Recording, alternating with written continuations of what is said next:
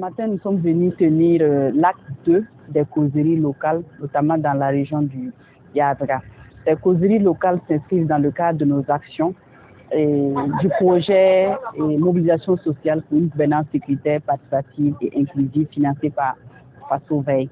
Il faut noter que cette activité vise surtout à renforcer les relations civilo-militaires parce que nous avons constaté qu'au regard de la crise sécuritaire, voilà, il y a beaucoup d'initiatives qui sont menées, notamment par les OSC, par les FDS.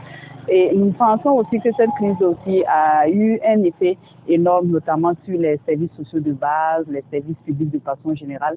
Et cette activité vise vraiment à présenter de façon concrète comment l'insécurité a affecté les différents services publics et comment les différents acteurs ont fait la résilience et quelles peuvent également être les propositions de recommandations pour pouvoir améliorer la situation.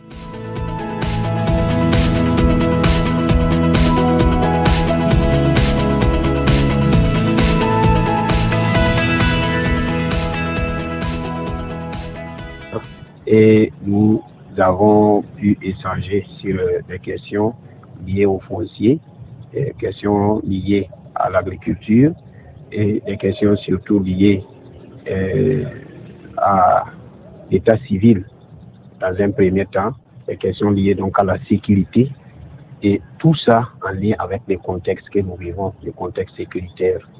Voilà, c'est un cadre qui permet en réalité de présenter la situation et de poser les difficultés qu'il y a afin de susciter donc l'engagement des acteurs pour accompagner la dynamique, pour accompagner donc à travers des propositions de solutions, à travers des orientations donc pour que ça puisse être plus efficace.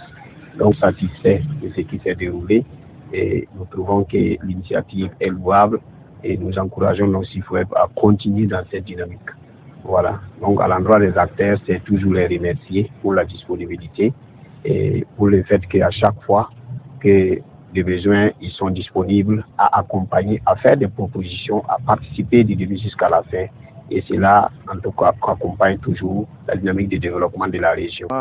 Via cet atelier, il y a eu au moins beaucoup de choses qu'on a appris avec certains communicants, surtout de l'armée, dont on n'avait pas le courage d'aller demander quoi que ce soit. Mais vraiment, dû à cet atelier, on a eu l'occasion de pouvoir demander qu'est-ce qui s'est passé ici, qu'est-ce qui s'est passé ici.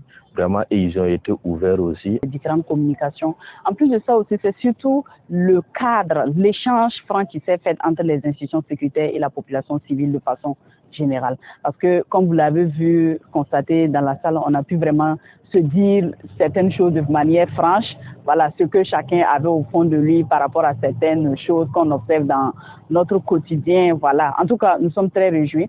Les données que nous avons pu mobiliser aussi, nous verrons dans quelle mesure nous pourrons aussi les concilier dans notre rapport climatique et alimenter le rapport alternatif de façon globale.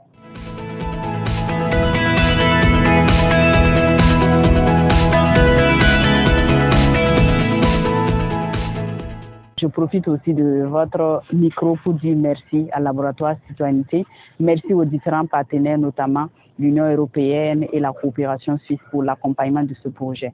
Merci. On espère qu'il y aura d'autres initiatives aussi pour poursuivre ces débats qui sont tant aimés et bien voulus par les acteurs locaux.